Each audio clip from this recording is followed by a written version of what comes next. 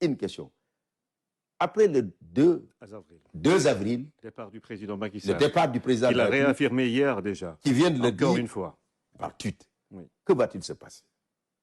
Il y a aujourd'hui une charge pour qu'il puisse quitter le plus rapidement. Mais le président de la République a été clair.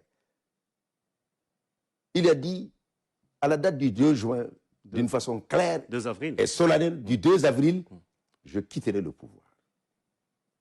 Et cela remonte dans le temps, quand on voit la chronologie. Il y a une certitude dans tout ce qu'il dit en ce qui concerne cette date du 2 avril 2024. Déjà, rappelons-nous qu'en 2016, il avait saisi le Conseil constitutionnel quand il avait été élu pour un mandat de 7 ans pour dire que je veux réduire mon mandat à 5 ans pour que, dorénavant, il n'y ait plus que des mandats de 5 ans. Le Conseil constitutionnel avait répondu que, alors, cette réforme était hors de portée. Ensuite, lorsqu'il venait en 2019, devant le peuple sénégalais, pour solliciter un dernier mandat, il a eu à dire « je m'en irai » à travers, cette fois-ci, son ouvrage « Le Sénégal au cœur ».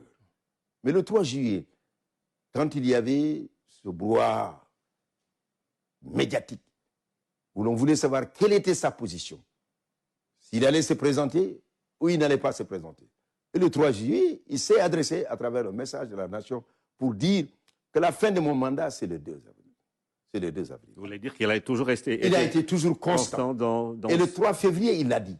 Mais il y a toujours ce bruit, il y a toujours ce sentiment qu'il va s'agripper au pouvoir.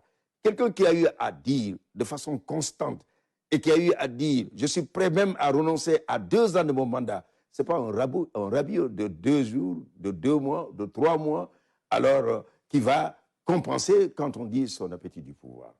Je pense que cette allégation qui est faite, cette accusation est injuste. Retenons de façon ferme, et nous l'avons constaté, que le 2 avril, le président de la République, Macky Sall, va quitter la tête de l'État du Sénégal.